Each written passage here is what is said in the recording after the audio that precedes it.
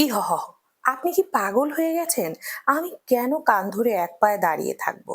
শুভ্র রিধির আপত্তির তোয়াক্কা না করে একদম পাথরের মতো শক্ত গলায় বলল, কেন দাঁড়িয়ে থাকবি সেটা কোনো প্রশ্নই না। যখন ডেয়ার নিয়েছিস তখন সেটা পালন করা এখন তোর দায়িত্ব।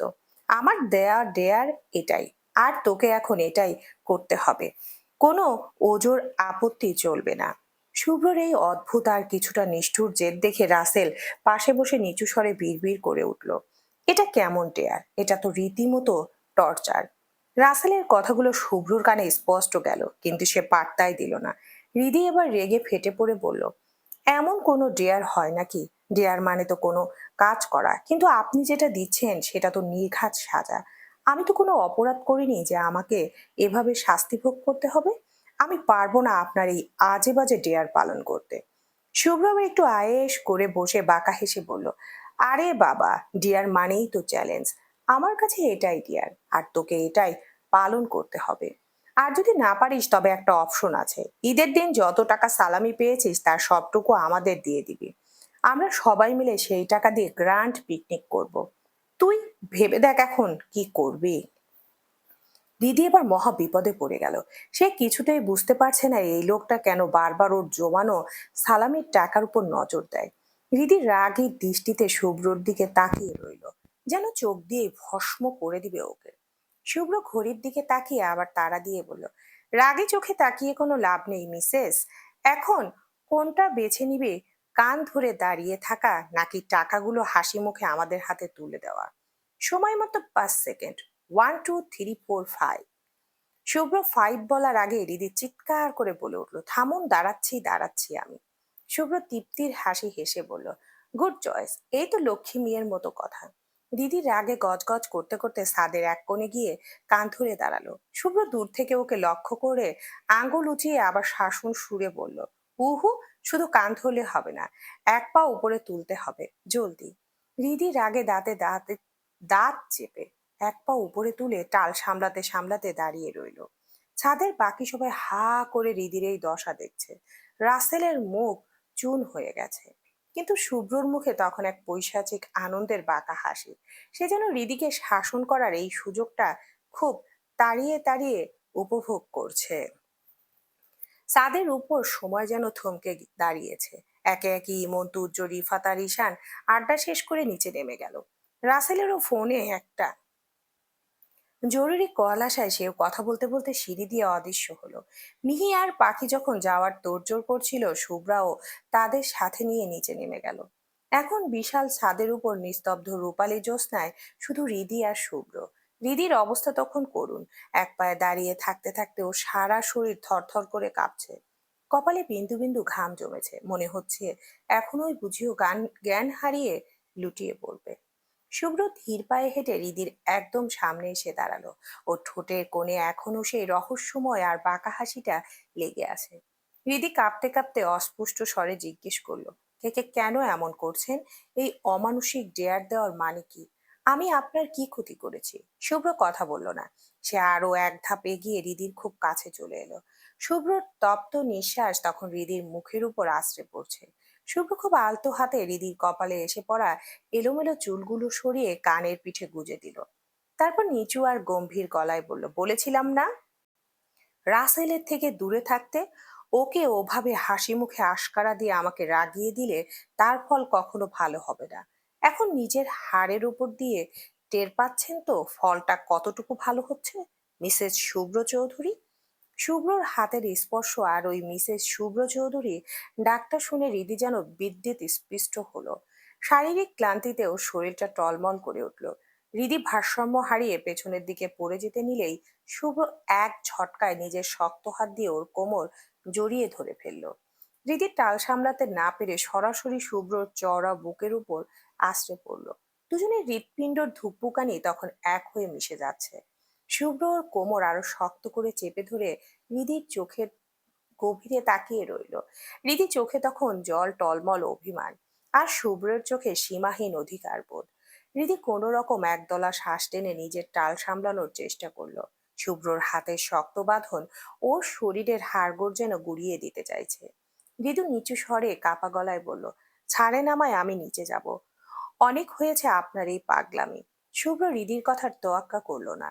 উল্টো ওর কোমরের উপর নিজের হাতের পাক আরো শক্ত করে ওকে নিজের শরীরের সাথে একদম লেপ্টে ধরে কানের কাছে মুখ নিয়ে ফিসফিস করে বলল, যদি না ছাড়ি তাহলে কি করবি তুই?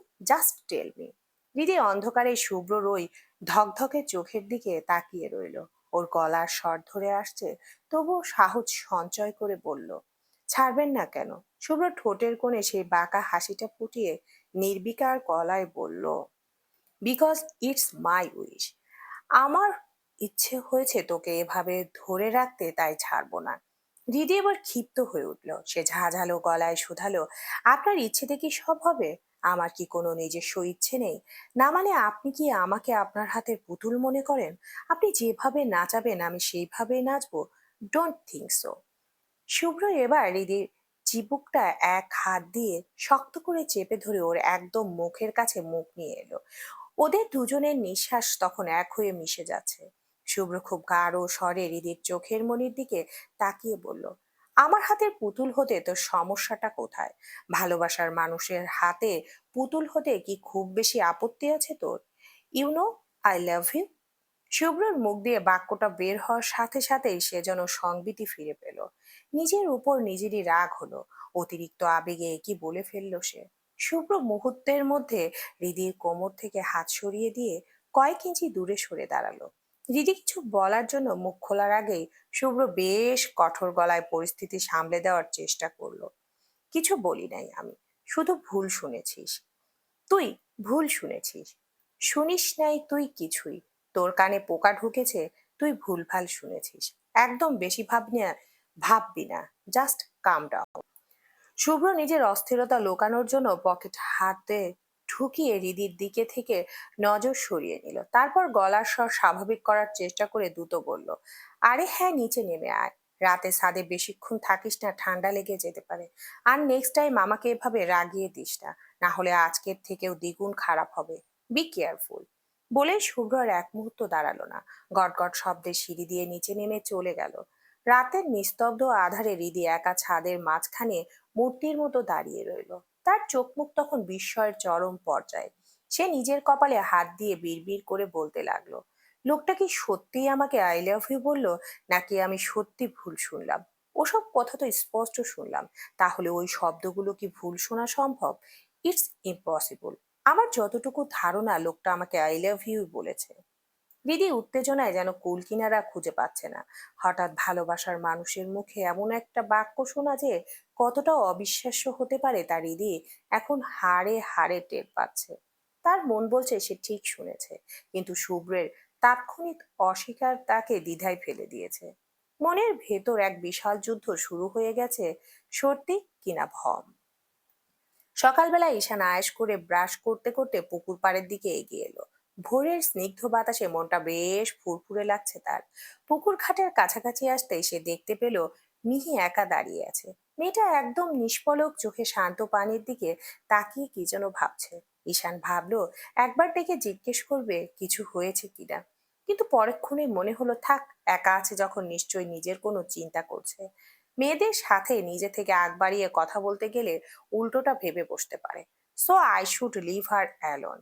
এই ভেবে ঈশান যেই না পা বাড়ালো অমনি মিহির নজর পড়লো তার দিকে। ঈশানকে দেখে মিহিন মুহূর্তে একগাল হেসে বলে উঠল, আরে ঈশান যে, এসেও কেন কথা না বলে যাচ্ছেন? চলে যাচ্ছেন কেন? কি ব্যাপার?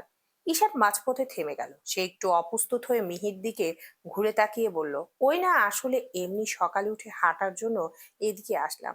এসে দেখি তুমি একা দাঁড়িয়ে আছো, ভাবলাম হয়তো মন খারাপ, তাই অহেতুক ডিস্টার্ব করতে চাইনি। মিহি তখন খিলখিল করে হেসে উঠল। হাসতে হাসতেই বলল, আপনিও না? আমি কেন বিরক্ত হব? আসলে এমনি পুকুর পাড়ে দাঁড়িয়ে ভোরের বাতাসটা এনজয় করছিলাম, এই আর কি। ঈশান হালকা মাথা নেড়ে বলল, ও আইসি।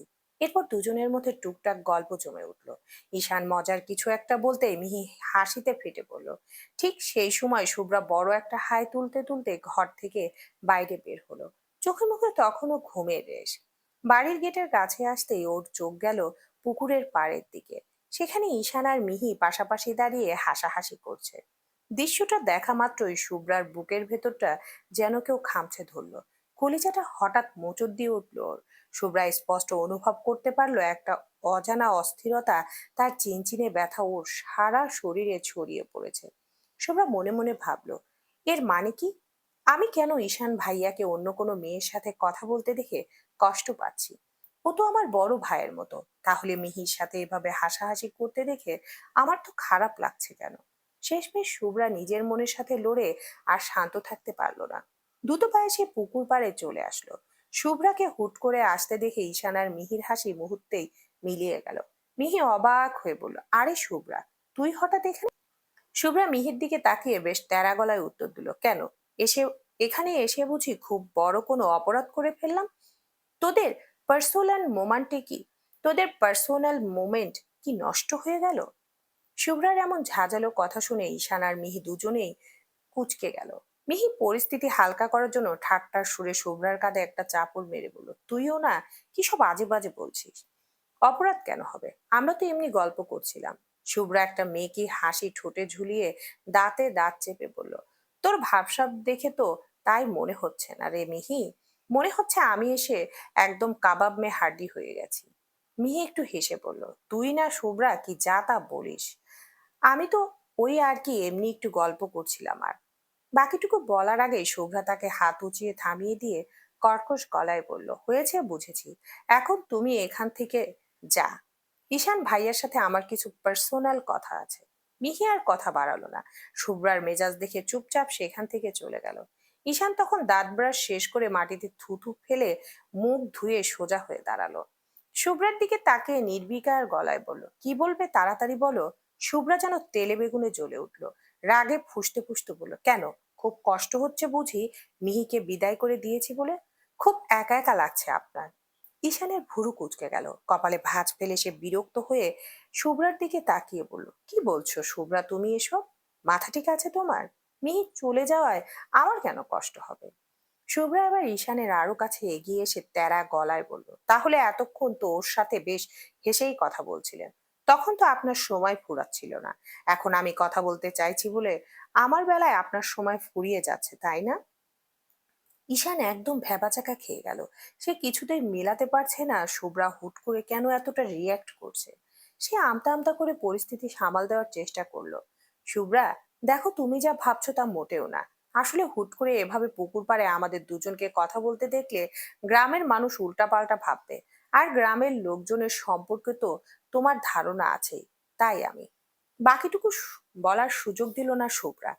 রাগে ফেটে পড়ে মাঝপথে কথা কেড়ে নিল, বলল, হয়েছে, আর নাটক করতে হবে না। মিহির সাথে যখন দাঁত কেলিয়ে কথা বলছিলেন তখন তো আপনার এই লোকলজ্জার চিন্তা মাথায় ছিল না। শুধু আমার সাথে কথা বলতেই যত রাজ্যের চিন্তা মাথায় এলো, তাই না? ঠিক আছে, মিহির সাথেই কথা বলেন আপনি, আমার সাথে আর বলতে হবে না। আমিও আর জীবনে আপনার সাথে কথা বলবো না। বলেই শুভ্রা সেখান থেকে বড় বড় পা ফেলে গটগট করে চলে গেল। ঈশান ব্রাশ হাতে নিয়ে একদম স্তম্ভিত হয়ে দাঁড়িয়ে রইল। ওর মাথায় কিছুই ঢুকছে না। কি হলো হঠাৎ? শুভ্রা এমন পাগলামি কেন করছে? স্রেফ কথা বলা নিয়ে কেউ এতটা রিয়াক্ট করতে পারে? সেটা ঈশানের কল্পনার বাইরে। খুব ভোরে ছাদে এসেছিল রিদি। সারা রাত এক মুহূর্তের জন্য চোখের পাতা এক করতে পারেনি সে। মনের ভেতর এক অস্থির ঝড় বয়ে গেছে, তাই ফজরের নামাজটা পড়ে একটু শান্তির খোঁজে ছাদে উঠে এসেছে। ভোরের স্নিগ্ধ আর শীতল বাতাসটা হৃদির তপ্ত কপালে আলতো ছোঁয়া দিয়ে ওর মনটাকে কিছুটা ফুরফুরে করে দিয়ে যাচ্ছে। এর কিছুক্ষণ পরেই শরীরচর্চার জন্য একটা টি শার্ট আর শর্ট ট্রাউজার পরে ছাদে উঠল শুভ্র। ওর মূল উদ্দেশ্য ছিল পুশ আপ দেওয়া, কিন্তু সাত সকালে ছাদের দিকে এভাবে একাকী দাঁড়িয়ে থাকতে দেখবে সেটাও কল্পনাও করতে পারেনি। রিদি তখন শুভ্রর উপস্থিতি টেরও পায়নি। গভীর মগ্নতায় ছাদের রেলিং ধরে ভোরের আকাশের দিকে তাকিয়ে আছে। শুভ্র একবার ঘড়ির দিকে তাকালো। বেলা বেড়ে যাচ্ছে, এখন ব্যায়াম না করলে পরে আর শরীর সায় দেবে না। তাই সে রিদির সাথে কোনো কথা না বাড়িয়ে ছাদের এক কিনারায় গিয়ে উপর হয়ে দুই হাত ফ্লোরে খামচে ধরে পুশ আপ দিতে শুরু করলো। কপাল বেয়ে ঘাম ঝরছে, পেশিগুলো ফুলে উঠেছে, কিন্তু ও থামছে না। ঠিক সেই মুহূর্তে সিঁড়ি দিয়ে ছাদে পা রাখলো রাসেল। সেখানে রিদিকে একা দাঁড়িয়ে থাকতে দেখে রাসেলের মনে কথা বলার এক সুপ্ত ইচ্ছা জেগে উঠলো। সে পা টিপে টিপে রিদির পাশে গিয়ে দাঁড়ালো এবং খুব নরম গলায় জিজ্ঞেস করলো, মন খারাপ বুঝি? হঠাৎ কারো কণ্ঠস্বর শুনে হৃদি চমকে উঠে পাশে রাসেলকে দেখে কিছুটা অপ্রস্তুত হয়ে পড়ল। এই মুহূর্তে ওর একদমই কারোর সাথে কথা বলতে ইচ্ছে করছে না, কিন্তু কিছু না বললে আবার নিজেকে বড্ড অহংকারী মনে হয়। তাই হৃদি ঠোঁটে এক চিলতে হাসি ফুটিয়ে বলল, না তো, মন খারাপ হবে কেন? এমনি আকাশের দিকে তাকিয়ে আছি, পরিবেশটা খুব ভালো লাগছে। কথাটা বলে হৃদি একটু পাশ ফিরে রেলিং এ পিঠ ঠেকিয়ে দাঁড়াতেই ছাদের কিনারার ওর চোখ আটকে গেল। সেখানে শুভ্র দুই হাত দিয়ে ছাদের মেঝে খামচে ধরে রাগে ফুঁসছে আর এক দৃষ্টিতে হৃদির দিকে তাকিয়ে আছে। ওর চোখ দুটো ইতিমধ্যে রাগে টকটকা লাল হয়ে গেছে। হুট করে শুভ্রকে এভাবে রঙ্গদেহী মূর্তিতে রণমূর্তিতে ছাদে দেখে হৃদি ভূত দেখার মতো চমকে উঠল। কিন্তু পরক্ষণে সে নিজের ভয়টা চেপে রেখে শুভ্রর ওই ভয়ঙ্কর রাগটাকে মোটেও তোয়াক্কা করলো না। উল্টো রাসেলের দিকে তাকিয়ে বেশ মিষ্টি করে হেসে বলল, তা আপনি কেন এই অসময়ে ছাদে? রাসেল একটু অপ্রস্তুত হয়ে মাথা চুলকে বলল, আসলে আমিও একটু হাঁটার জন্য ছাদে এসেছিলাম। এসে দেখি তুমি একা দাঁড়িয়ে আছো, তাই ভাবলাম তোমার সাথে একটু গল্প করি। By the way, you looking very nice in this morning. হৃদির ঠোঁটে আলতো একটা হাসির রেখা টেনে দিল। ওকে হাসতে দেখে রাসেলের সাহস যেন দ্বিগুণ বেড়ে গেল। সে একটু ইতস্তত করে বলল, আচ্ছা দিদি, যদি কিছু মনে না করো তবে তোমাকে একটা পার্সোনাল কথা জিজ্ঞেস করতে পারি? হৃদি আর চোখে দেখলো ছাদের এক কোণে শুভ্র রাগী চোখ দুটো আগুনের গোলার মতো জ্বলছে। শুভ্রকে আর একটু খেপিয়ে দেওয়ার জন্য হৃদি নিজের হাসিটা আরো মিষ্টি করে রাসেলের দিকে তাকিয়ে বলল, হ্যাঁ হ্যাঁ অবশ্যই, বলেন কি বলবেন। আমি কেন কিছু মনে করব? রাসেল কিছুটা তোতলানো সুরে আমতা আমতা করে বলল, আসলে না মানে, তুমি কি কারোর সাথে রিলেশন করো? আই মিন, কাউকে কি তোমার স্পেশালি পছন্দ? রাসেলের এমন আচমকা আর অদ্ভুত প্রশ্ন শুনে হৃদি মুহূর্তের জন্য থমকে গেল। মনের ভিতর একটা বিরক্তি দানা বাঁধলেও সেটা প্রকাশ করলো না। ছাদের কিনারার দিকে আর চোখে তাকাতে হৃদি চমকে উঠল, শুভ্র সেখানে নেই। হঠাৎ কোথায় উধাও হয়ে গেল লোকটা। তাকে এভাবে রাসেলের সাথে একা রেখে শুভ্র চলে যাওয়ার মতো মানুষ না। এই ভেবে হৃদি ঘাড় ঘুরিয়ে রাসেলের দিকে তাকাতেই আতঙ্কে এক চিৎকার দিয়ে দুই পা পিছিয়ে গেল, কারণ শুভ্র এখন একদম রাসেলের ঠিক পেছনে জমের মতো দাঁড়িয়ে আছে। ওর দুই হাত শর্ট ট্রাউজারের পকেটে ঢোকানো, ঘামে ভেজা শরীরের পেশিগুলো টান টান হয়ে আছে। শুভ্র একদম শান্ত কিন্তু হিমশীতল চোখে হৃদির দিকে তাকিয়ে আছে। হঠাৎ হৃদির এমন আত্মচিৎকারে রাসেল ভ্যাবাচাকা খেয়ে গেল। সে অবাক হয়ে বলল, কি হয়েছে হৃদি? হঠাৎ এমন চিৎকার দিলে কেন? মনে হচ্ছে যেন কোনো ভূত দেখেছো। দিদি কোনো উত্তর দিল না। সে ভয় কুকড়ে গিয়ে শুভ্রর দিকে তাকিয়ে রইল। রাসেলে তখনও খেয়াল করেনি যে ওর ঠিক পেছনেই কেউ দাঁড়িয়ে আছে। সে হৃদির স্থির দৃষ্টি অনুসরণ করে যেই না পেছন ফিরল, অমনি আহ করে এক বিকট চিৎকার দিয়ে ছাদ থেকে প্রায় পড়েই যাচ্ছিল। কোনো রকমে রেলিংটা খামচে ধরে নিজেকে সামলালো সে। শুভ্র বেশ বিরক্ত হয়ে দুজনের দিকে তাকিয়ে গম্ভীর গলায় বলল, কি হয়েছে তোদের? দুজনে এভাবে সমস্বরে চিৎকার দিচ্ছিস কেন? তোদের রিয়াকশন দেখে তো মনে হচ্ছে আমাকে না, নির্ঘাত কোনো ভূত দেখেছিস। Am I looking like a ghost? Rasel কোনো রকমে বুক ভরে শ্বাস টেনে নিজেকে স্বাভাবিক করার চেষ্টা করে কাপা গলায় বলল, ব্রো তুমি ছাদে, আর তুমি কখন এলে? আমি তো টেরই পেলাম না। শুভ্র একবার আর চোখে থমথমে মুখে হৃদির দিকে তাকালো, তারপর রাসেলের দিকে ফিরে শীতল গলায় বলল, আমি তোমার অনেক আগে ছাদে এসেছি রাসেল, হয়তো তুমি আসার পর আমায় খেয়াল করনি। হৃদি সেখানে আর এক মুহূর্ত দাঁড়ালো না। শুভ্রর ওই আগ্নেয়গিরির মতো শান্ত চেহারার দিকে তাকিয়ে একটা বিশ্রী ভেঙচি কাটলো সে। তারপর গটগট করে ছাদ থেকে নিচে চলে গেল। রাসেল এবার আমতা আমতা করে শুভ্রর দিকে তাকিয়ে পালানোর পথ খুঁজলো। সে আমতা আমতা করে বলল, তাহলে ব্রো তুমি থাকো, আমি তাহলে নিচে যাই। শরীরটা হঠাৎ কেমন জানি লাগছে। এই বলে রাসেল যেই না এক পা বাড়িয়েছে, অমনি শুভ্র আচমকা রাসেলের গেঞ্জির কলার পেছন থেকে বাঘের মতো খামচে ধরলো। রাসেলের ঘাড়টা নিজের দিকে ঘুরিয়ে নিয়ে রক্তবর্ণ চোখে তাকিয়ে শুভ্র চিৎকার করে উঠল, সমস্যা কি তোর? আমার বউয়ের পিছে এভাবে আঠার মতো লেগে আছিস কেন? শুভ্রর এমন রঙ্গদেহে আচরণ দেখে রাসেল যেন আকাশ থেকে পড়লো। সে ভয়ে কাঁপতে কাঁপতে তোতলাতে শুরু করলো, কি কি বলছো তুমি ব্রো? তোমার বইয়ের পিছে মানে? শুভ্র এবার রাসেলের গেঞ্জির কলার আরো জোরে পেঁচিয়ে ধরলো, যেন ওর দম বন্ধ করে দিবে। দাঁতে দাঁত চেপে শুভ্র বলল, ইয়েস বউ, আর তুই আমার বইয়ের পিছে টিকটিকির মতো ঘুরঘুর করছিস। বল এখন তোর সাথে কি করা উচিত? তোর ওই নোংরা মাথাটা কেটে মাছ পুকুরে জলে ভাসিয়ে দেব, নাকি টুনটুনি কেটে শ্মশানে ফেলে দিয়ে আসবো? শুভ্রর এই মারমুখী রূপ দেখে রাসেলের আত্মারাম খাঁচা ছাড়া হওয়ার জোগাড়। সে কিছুতেই বুঝতে পারছে না শুভ্রর হঠাৎ কি হলো। ওকে কি জিন ভূতে ধরলো নাকি?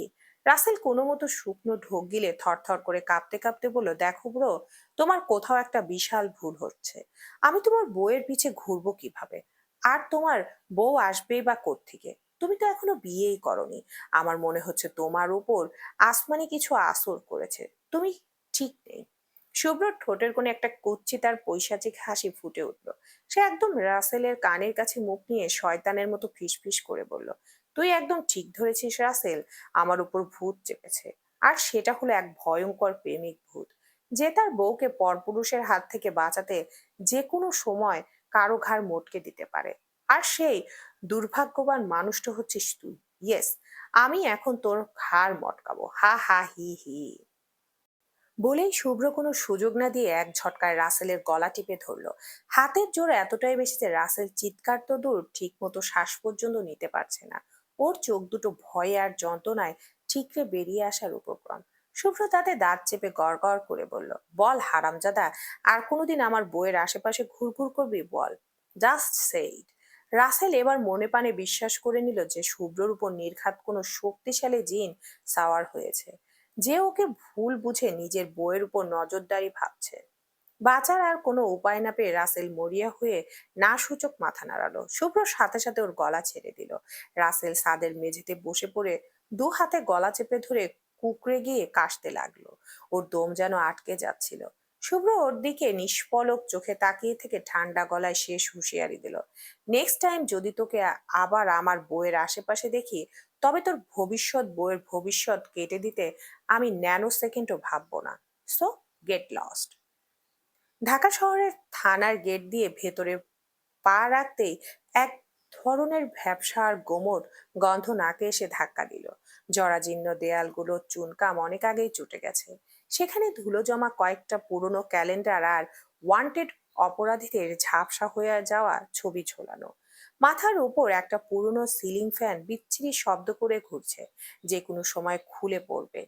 সামনের বড় টেবিলটায় ডিউটি অফিসার গম্ভীর মুখে বসে ডায়েরিতে খসখস করে কি যেন লিখছেন। তার চারপাশে ফাইলের পাহাড়, আর টেবিলের এক কোণে পড়ে আছে আধ খাওয়া এক কাপ ঠান্ডা চা।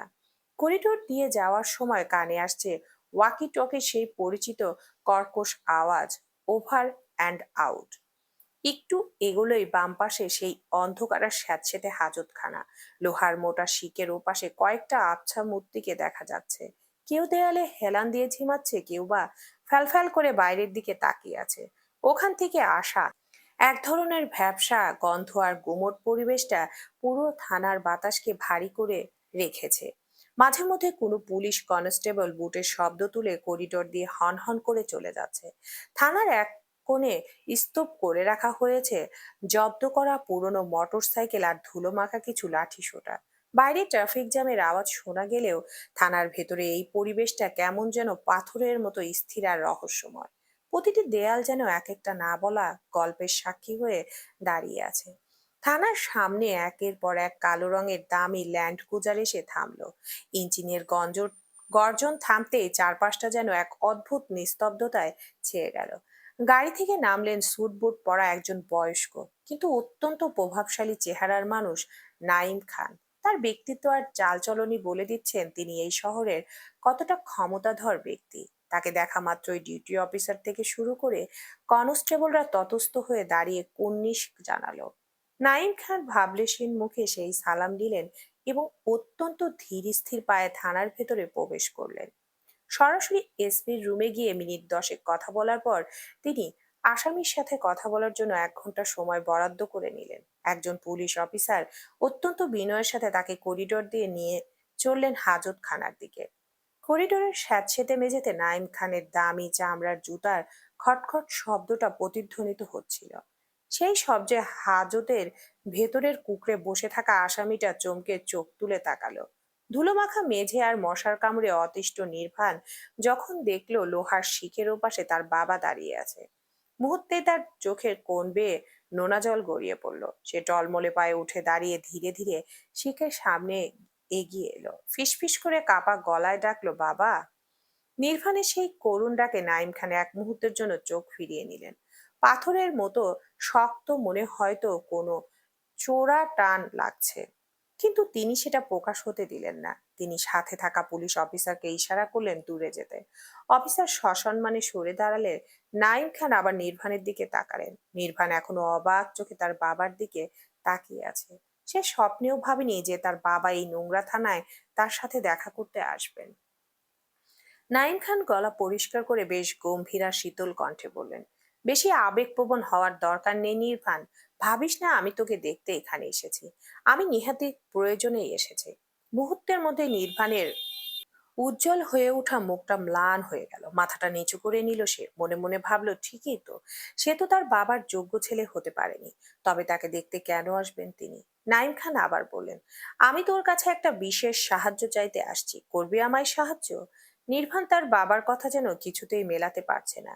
জেলের এই অন্ধকার প্রকাষ্টে বসে সে তার প্রভাবশালী বাবাকে কি এমন সাহায্য করতে পারবে? নাইম খান যখন দেখলেন নির্বাণ পাথরের মতো স্থবির হয়ে আছে, তখন তিনি কিছুটা অধৈর্য হয়ে বললেন, কথা বলিসছিস না কেন? বোবা হয়ে গেলি নাকি? নির্বাণ শুকনো গলায় ঢোক গিলে অস্পষ্ট স্বরে বলল, কিন্তু বাবা, আমি এই চার দেয়ালের ভেতর থেকে তোমাকে কি সাহায্য করব? আমি তো নিজেই কয়েদি। নাইম খান দুই হাত পিঠমোড়া করে জেলের করিডোরে পায়চারি করতে করতে রহস্যময় গলায় বললেন, উহু, তোকে জেল থেকে সাহায্য করতে হবে না, সাহায্য করবি জেলের বাইরে থেকে। নির্বাণ ভুরু কুঁচকে অবাক হয়ে তাকালো। ওর বিস্ময় যেন কাটছেই না। সে অবাক হয়ে শুধালো, বাইরে থেকে মানে? নাইম খান এবার থমকে দাঁড়ালেন। নির্বাণের চোখের দিকে সরাসরি তাকিয়ে হুকুমের সুরে বললেন, হ্যাঁ, বাইরে থেকেই। তোকে আমি আজই জামিন করাবো, সব ব্যবস্থা হয়ে গেছে, শুধু আমার প্ল্যান মতো তোকে কাজ করতে হবে। একটা চুল পরিমাণ এদিক ওদিক হওয়া চলবে না। নির্বাণ সাথে সাথে মাথা নিচু করে নিল। ওর চোখে বিষণ্ণতার ছায়া। সে অপরাধ বোধে জর্জরিত হয়ে ধীর গলায় বলল, বাবা, আমি এখন জামিন চাই না, কারণ আমি আমার বোনটাকে কথা দিয়েছি। কথা না রাখলেও ও অনেক কষ্ট পাবে। নির্বাণের মুখে বোনের প্রতি এই মমত্ববোধ দেখে নাইম খান যেন হিতাহিত জ্ঞান হারিয়ে ফেললেন।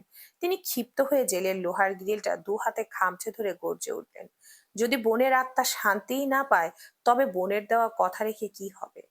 নির্বাণ আকাশ থেকে পড়ল। বাবার কথার মানেও কিছুতেই বুঝতে পারছে না। বোনের আত্মা শান্তি পাবে না মানে? নাইম খান এবার আর নিজের ভেতরের আগ্নেয়গিরি চেপে রাখতে পারলেন না। এতক্ষণের কঠোর ব্যক্তিত্ব ভেঙে চুরমার হয়ে গেল। তিনি হু হু করে ছোট বাচ্চার মতো কেঁদে উঠলেন। কান্নায় ভেঙে পড়ে নাইম খান বলতে লাগলেন, আরে আমার কলিজার টুকরো মেয়েটা যে মরে গেছে, কিসের জন্য মারা গেল সে? একজনকে ভালোবেসে পেল না বলেই তো চলে গেল না, না ফেরার দেশে। অথচ যার জন্য ও এই পৃথিবীটা ছাড়লো, সেই মানুষটা দিব্যি সুখে আছে। সেই সুখ আমি সইব কিভাবে? আমার মেয়েটা কি চেয়েছিল ওই সোহান চৌধুরীর ছেলের কাছে? স্রেফ এক মুঠো ভালোবাসা তো। একটু ভালোবাসলে কি এমন ক্ষতি হতো রে, বল? নির্বাণ পাথরের মতো নিথর হয়ে দাঁড়িয়ে রইল। ওর চোখ ফেটে নোনা জল গড়িয়ে পড়ছে। বাবার প্রতিটি শব্দ যেন তপ্ত সীসার মতো ওর কানে বিচ্ছে। সেও তো একই কথা ভেবেছিল, শুভ্রর কি এমন ক্ষতি হতো যদি নেহাটাকে একটু ভালোবাসতো? অবহেলা কি এতই বিষাক্ত যে একটা পান কেড়ে নিল? নাইম খান শার্টের হাতা দিয়ে চোখ মুছে আবার বলতে শুরু করলেন। কণ্ঠস্বর এবার যন্ত্রণায় বুঝে আসছে, নির্বাণ, তোর মা একদম ভালো নেই রে। আমি তাকে সামলাতে সামলাতে প্রায় পাগল হয়ে যাচ্ছি। দিনরাত শুধু একটাই চিৎকার করে, আমার নেহাকে এনে দাও, আমার নেহাকে ফিরিয়ে দাও। বুক ফেটে যায় ওর কান্না দেখলে। দিনের পর দিন ইঞ্জেকশন দিয়ে ঘুম পাড়িয়ে রাখতে হচ্ছে ওকে। আমি আজ ভেঙে পড়েছি নির্বাণ। একজন বাবার কাছে নিজের কাঁধে মেয়ের লাশ বয়ে বেড়ানোর চেয়ে বড় শাস্তি আর কি হতে পারে? বলেই নাইম খান জেলের শিকের উপর মাথা ঠেকিয়ে হু হু করে কাঁদতে লাগলেন। এক সময়ের দাপুটে নাইম খান আজ সন্তানের শোকে কতটা অসহায়, তা তার কান্নার শব্দই বলে দিচ্ছে। হঠাৎ তিনি ঝটকা দিয়ে মাথা তুললেন। চোখের জল মুছে তার দৃষ্টি এবার তীক্ষ্ণ আর প্রতিহিংসায় ভরে উঠল। নির্বাণের দিকে তাকিয়ে দাঁতে দাঁত চেপে বললেন, কিন্তু আমি এত সহজে হার মানব না। সোহান চৌধুরীর সুখ আমি সইতে পারছি না। ওর ছেলে দিব্যি ঘুরে বেড়াবে আর আমার মেয়েটা মাটির নিচে পচে মরবে, তা হবে না। নির্বাণ বাবার এই ভয়ঙ্কর রূপ দেখে শিউরে উঠল। সে রুদ্ধ শ্বাসে জিজ্ঞেস করলো, বাবা, তুমি আসলে কি করতে চাইছো? তোমার মাথায় কি ঘুরছে? নাইম খান নির্বাণের চোখের দিকে সরাসরি তাকিয়ে হুকুমের সুরে বললেন, তোকে আজই জামিন করাবো। তোকে এই নরক থেকে বের হতে হবে, এখনই। নির্বাণ কিছুটা দ্বিধা নিয়ে মুখ খুলল। কিন্তু বাবা আমি তো। বাকিটুকু আর বলতে দিলেন না নাইম খান। তিনি গর্জে উঠে নির্বাণের কথা থামিয়ে দিলেন। কোনো কিন্তু নয় নির্বাণ, যদি তুই আজ এই জামিন কাগজে সই না করিস তবে কথা দিচ্ছি নিজের বোনের লাশের পাশে এই বাপের লাশটাও দেখবি। আর আমি চলে গেলে তোর মা তো এমনিতেই মরে যাবে। এখন তুই ঠিক কর তুই কি চাস। বাবার মুখে এমন মরণপণ হুমকির কথা শুনে নির্বাণের কলিজাটা কেঁপে উঠল। তার পায়ের তলার মাটি যেন সরে যাচ্ছে। সে আর এক মুহূর্ত দেরি না করে ব্যাকুল হয়ে বলে উঠল, না না বাবা, দোহাই লাগে তোমার, এসব অলক্ষণে কথা বলো না। ঠিক আছে, আমি রাজি, তুমি যা বলবে আমি তাই করব। আমি আজই বের হতে চাই। ভূত ভূত ভূত ভূতে ধরেছে শুভ্রকে, ও সবাইকে মেরে ফেলবে। পুরো বাড়ি যেন মাথায় তুলে ফেলেছে রাসেল। ওর আত্মচিৎকারে বাড়ির শান্ত পরিবেশ মুহূর্তে রণক্ষেত্রে পরিণত হয়েছে। বিলকিস চৌধুরী হন্তদন্ত হয়ে ছুটে এসে রাসেলকে থামানোর চেষ্টা করছেন। সোহান চৌধুরী আর মাহবুব চৌধুরীও মিলে ওকে সান্ত্বনা দিচ্ছেন, কিন্তু রাসেলের মুখে ওই একই বলে, ভূত। শুভ্রের উপর নির্ঘাত কোনো শয়তানি আত্মা চেপেছে। সাহারা চৌধুরী রাসেলের মাথায় হাত বুলিয়ে পরম মমতায় বললেন, শান্ত হ বাবা, এভাবে চিল্লা হাল্লা করো না, হয়তো তুমি ভুলভাল কিছু দেখেছো। অত সকালে ছাদের আলো আধারিতে কত কি মনে হয়। গোলমাল শুনে রিদি, শুভ্রা, মিহি আর পাখিও ড্রয়িং রুমে চলে এলো। রিদিকে দেখতে রাসেলের চোখ দুটো যেন ভয় ঠিকরে বেরিয়ে আসার উপক্রম হলো। সে আরো জোরে চিৎকার করে বলতে লাগলো, আমি নিশ্চিত শুভ্রের উপর কিছু একটা ভর করেছে, না হলে এমন হওয়া অসম্ভব। শুভ্রা বিরক্ত হয়ে বলল, কি আবোল তাবোল বলছেন রাসেল ভাইয়া, ভাইয়ার উপর আবার কি চেপে বসবে। রাসেল এবার হাঁপাতে হাঁপাতে গড় গড় করে সব বলতে শুরু করলো। হ্যাঁ চেপেছে। সকালে আমি যখন ছাদে গেলাম, গিয়ে দেখি রিদি একাই দাঁড়িয়ে আছে। শুভ্র কোথাও ছিল না। তারপর আমি রিদির সাথে গল্প করছিলাম। হঠাৎ করে দেখি শুভ্র বুড়ো কোত্থেকে যেন হুট করে উদয় হলো। রিদি ছাদ থেকে নেমে যাওয়ার পর আমি যেই নিচে নামতে যাব অমনি বুড়ো আমার গেঞ্জির কলার বাঘের মতো খামচে ধরলো। তারপর কর্কশ গলায় বলল, সমস্যা কি তোর? আমার বইয়ের পিছে এভাবে আঠার মতো লেগে আছিস কেন? মাহবুব চৌধুরী ভুরু কুচকে আবার অবাক হয়ে বললেন, কি বলছিস এসব? তুই বউ? শুভ্রের বউ কোত্থেকে আসবে? ওর তো বিয়েই হয়নি। রাসেল গলার দাগটা দেখানোর চেষ্টা করে বলল, আমিও জানি না। ব্রোর চোখ তখন আগুনের মতো লাল ছিল আর বারবার খালি বউ বউ করে চিৎকার করছিল।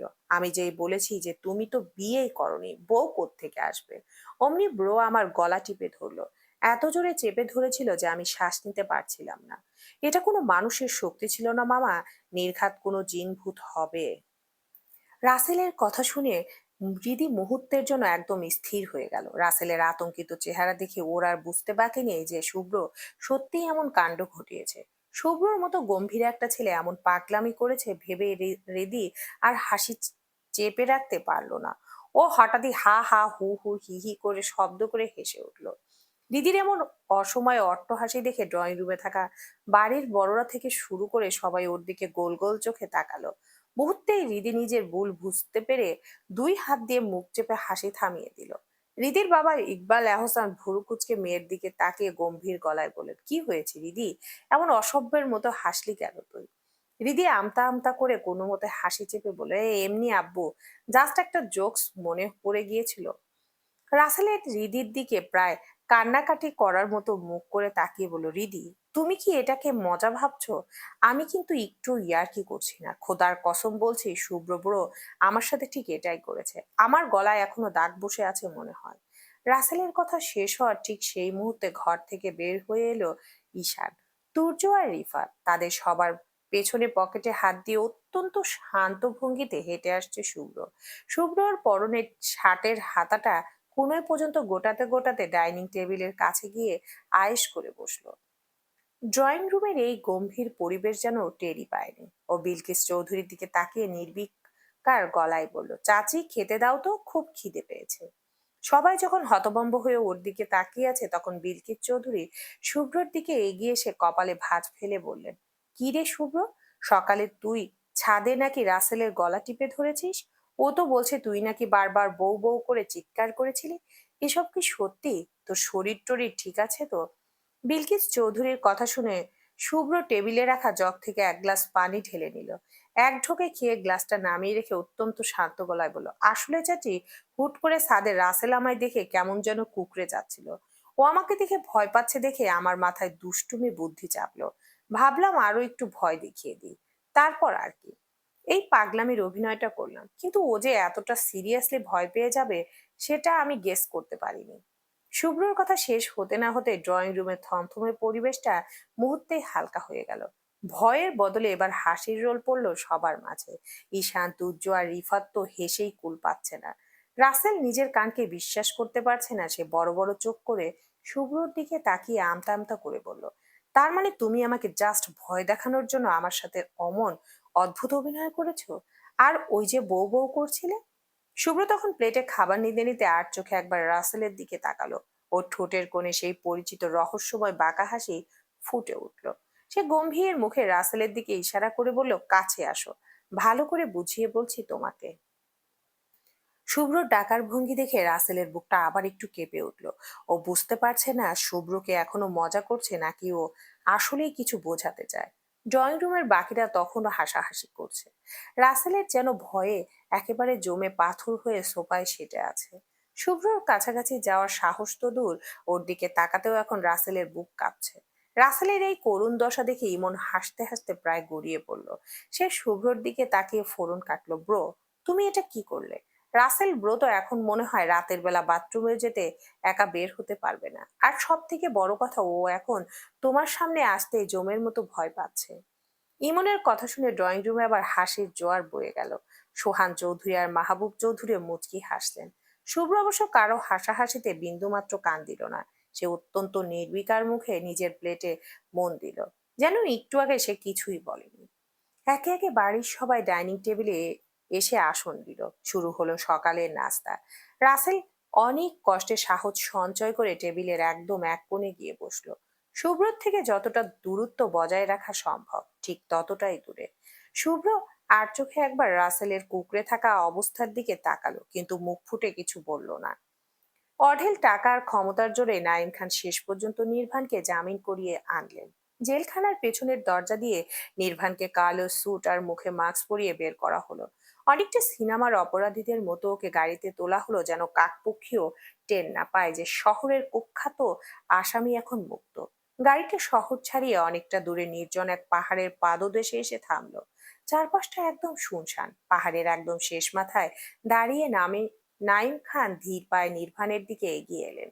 বাতাসের শো শো শব্দের মাঝে তিনি গম্ভীর গলায় বললেন, তোকে আজই লন্ডনের ফ্লাইটে উঠতে হবে নির্বাণ। তোর জামিনের খবর চাউর হলে সিচুয়েশন কন্ট্রোলের বাইরে চলে যাবে। কিছুদিন তোকে দেশের বাইরে গা ঢাকা দিয়ে থাক, আমি সময় বুঝে তোকে সিগন্যাল দেব। বর্তমানে সোহান চৌধুরীরা তাদের গ্রামের বাড়িতে আস্তানা গেড়েছে।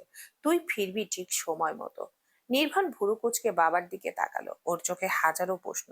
সে অধৈর্য হয়ে বলল, লন্ডন যাব সব বুঝলাম, কিন্তু বাবা, তোমার আসল প্ল্যানটা কি? জাস্ট কাজের কথাটা বলো। নাইম খান নির্বাণের কাঁধে শক্ত করে হাত রাখলেন। তার চোখের মণি দুটো প্রতিহিংসায় চিকচিক করে উঠল। তিনি ফিসফিস করে বললেন, আমি চাই সোহান চৌধুরীর ধান খেতে গড়া গোড়া কেটে দিতে। নির্বাণ আকাশ থেকে পড়ল। সে হতভম্ব হয়ে বলল, মানে? ধান ক্ষেত কাটবে মানে? এসব কি বলছো বাবা? নাইম খান একটা তাচ্ছিল্যের হাসি দিয়ে বললেন, সহজ।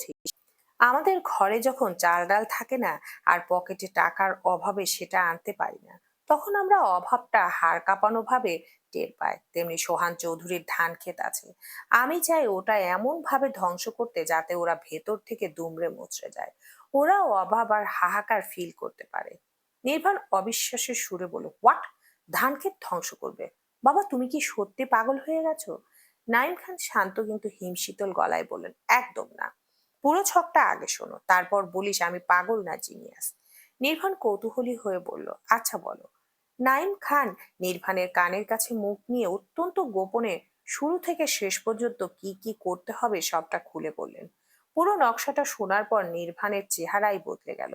ওর ঠোঁটের কোণে এক পৈশাচিক আর ধূর্ত হাসি ফুটে উঠল। সে মুগ্ধ চোখে বাবার দিকে তাকিয়ে বলল, ওয়াও বাবা, মানতেই হচ্ছে তুমি আস্ত একটা জিনিয়াস। আমার মাথায় তো এই আইডিয়াটা আসেইনি। আগে জানলে তো আমি এটা অনেক আগেই সাকসেসফুল করে ফেলতাম। নাইম খান পকেট থেকে একটা খাম বের করে বললেন, উহু, তাড়াহুড়ো করলে সব মাটি। কাজটা করতে হবে একদম নিখুঁত ভাবে। এই নে তোর পাসপোর্ট আর ভিসা। তুই আজই লন্ডনে রওনা হ। সময় হলে আমি তোকে ডেকে নেব। নির্বাণ আকাশের দিকে তাকিয়ে এক পৈশাচিক দীপ্তিতে অট্টহাসি দিয়ে উঠল। তারপর দাঁতে দাঁত চেপে বিড়বিড় করে বলল, mister Saifan Shubhro Chowdhury, just wait করো। তোমার সাজানো সংসার সব সুখ ধুলোয় মিশে দিতে আমি খুব শীঘ্রই আসছি। সকাল গড়িয়ে বিকেল নামলো। আকাশ জুড়ে এখন সিঁদুরে মেঘের মেলা, আর গোধূলির আলতো বাতাস বইতে শুরু করেছে। রোদের তপ্ত সোনা গলে গিয়ে চারদিকে এক মায়াবী হলুদ আভা ঝরিয়ে ছড়িয়ে পড়েছে। আজ সারাদিন রিদি একটাবারের জন্য শুভ্রর সাথে কথা বলেনি। শুভ্র বেচারা কিছু একটা বলতে গেলে ও মুখ বাঁকিয়ে আর চোখ কপালে তুলে এমন ভাবে ভেঙচি কেটে সরে গেছে যে শুভ্র আর এগোতে সাহস পায়নি। ও যতটা সম্ভব শুভ্রের ছায়া মারিয়ে চলেনি আজ। ছাদের কোণে অযত্নে পড়ে থাকা পুরনো আর মরিচা ধরা দোলনাটায় বসে রিদি মগ্ন হয়ে উপন্যাস পড়ছে। বিকেলের পাগল হাওয়া ওর অবাধ্য মেল চুল এলো মেলো করে গালে মুখে উড়িয়ে এনে ফেলছে। ও বিরক্ত হয়ে বারবার তা কানের পেছনে ঘুরছে। রিদি সব সময় উপন্যাস পড়ে না। ওর যখন ভীষণ মন খারাপ থাকে আর বুকের ভেতরটা হু হু করে, ঠিক তখনইও শব্দের মায়াজালে নিজেকে হারিয়ে ফেলতে চায়। আজও পরম মনোযোগ দিয়ে হুমায়ুন আহমেদের মাতাল হাওয়া উপন্যাসের পাতায় ডুব দিয়েছে। এদিকে শুভ্রর অবস্থা একদম কেরোসিন। সারাদিন হৃদি ওকে এভাবে পাত্তা না দিয়ে ইগনোর করেছে, এটাও কিছুতেই হজম করতে পারছে না। পিত্তি জ্বলে একাকার হয়ে যাচ্ছে। মনে হচ্ছে দৌড়ে গিয়ে হৃদির ওই মায়াবী গালে ঠাস ঠাস করে দুটো থাপ্পড় বসিয়ে দিই। সাহস কত ওর! শুভ্র চৌধুরীকে ইগনোর করার দুঃসাহস দেখায়, কিন্তু বুকের ভেতর অবাধ্য মনটা শান্তিতে নেই। হৃদির সাথে কথা বলার জন্য ভেতর থেকে ছটফট করছে। শুভ্র বাঘের মতো খাঁচাবন্দি হয়ে ঘরের ভেতর অস্থির পায়ে পায়চারি করছে। ঠিক সেই মুহূর্তে রিফাত গলা ছেড়ে গান গাইতে গাইতে ঘরে ঢুকলো। 30-এ দিছি পা, আর কবে বিয়ে করবাম, লেট করলে হবে দেরি, কবে ইষ্টু পুলু করবাম, ঘুম আসে না ভালো লাগে না, বেকায়দা বাইরাম, আমায় বিয়া দাও বিয়া দাও বিয়া দাও বাজান। লাইনের রেশটুকু টেনে ঘরে ঢুকতেই শুভ্রকে ওভাবে পাগলের মতো পায়চারি করতে দেখে রিফাত চোখ টিপে শয়তানি সুরে বলল, কি রে শালা, জ্বালা উঠেছে নাকি যে এইভাবে রুমে পায়চারি করছিস? শুভ্র রক্তচক্ষু নিয়ে তাকিয়ে গর্জে উঠল, মজা করবি না একদম, বলে দিচ্ছি। একটা থাপ্পড় দিয়ে দাঁতের পাটি সব ফেলে দেব। রিফাত একদম ড্যাম কেয়ার ভাব নিয়ে বলল, ওইটাই তো পারবা তুমি চান্দু, আর কি ছাই পারো তুমি? শুভ্র দাঁতে দাঁত চেপে গালি দিয়ে উঠল, তোর বালের ছাই পারি আমি, বেশি কথা বলবি না। রিফাতও পাল্টা গালি দিতেই শুরু হলো দুজনের তুমুল মারামারি আর ধস্তাধস্তি। শুভ্র দুমদাম কয়েকটা কিল ঘুষি বসিয়ে দিল রিফাতের পিঠে। রিফাত ব্যথায় কোকিয়ে উঠে গালি দিয়ে উঠল। কিছুক্ষণ ধস্তাধস্তির পর শুভ্রর কোমরে হাত দিয়ে হাঁপাতে হাঁপাতে বলল, দেখ শালা, মুড একদম ভালো নেই আমার, তোকে বলছি সামনে থেকে সরে যা। রিফাত ব্যঙ্গ করে বলল, কি হয়েছে সোনা তোমার? শুভ্র টেবিলে রাখা একটা ধারালো ফল কাটার ছুরি হাতে তুলে নিয়ে হিংস্র গলায় বলল, সামনে থেকে যা বলছি, না হলে তোর এমন জায়গায় নজর দেবো যে পরে তোর বউ ভবিষ্যতের অন্ধকার দেখে আমার নামে মামলা ঠুকবে যে কেন আমি সব শেষ করে দিলাম। রিফাত হাবলার মতো চোখ গোল গোল করে বলল, ভবিষ্যৎ অন্ধকার দেখবে কেন রে? শুভ্র টেবিল থেকে ছুরিটা উঁচিয়ে রিফাতের দিকে এগোতে এগোতে পৈশাচিক গলায় বলল, কারণ তোর তো আর তখন কিছুই থাকবে না রে, আমি সব কেটে উড়িয়ে দেব, হা হা হা। রিফাত এবার সত্যি ভয় পেয়ে পিছিয়ে যেতে যেতে আর্তনাদ করে উঠলো, দেখ শুভ্র, এত বড় সর্বনাশ করিস না, আরে জীবনেও কোনোদিন মামা হতে পারবি না তুই। শুভ্র ঠোঁটের কোণে এক পৈশাচিক শয়তানি হাসি ঝুলিয়ে ধীরে ধীরে রিফাতের দিকে এগিয়ে লাগলো। রিফাত আতঙ্কে বিছানায় সেটে গেছে। শুভ্র যখন ছুরিটা রিফাতের আসল জায়গায় লক্ষ্য করে মারবে, ঠিক তখনই দরজায় দাঁড়িয়ে কেউ চিৎকার করে উঠল, আ! শুভ্র আর রিফাত দুজনে প্রচন্ড অবাক হয়ে দরজার দিকে তাকিয়ে দেখলো মিহি দাঁড়িয়ে আছে। ও ভয়ে দুই হাত দিয়ে নিজের চোখ শক্ত করে বন্ধ করে রেখেছে।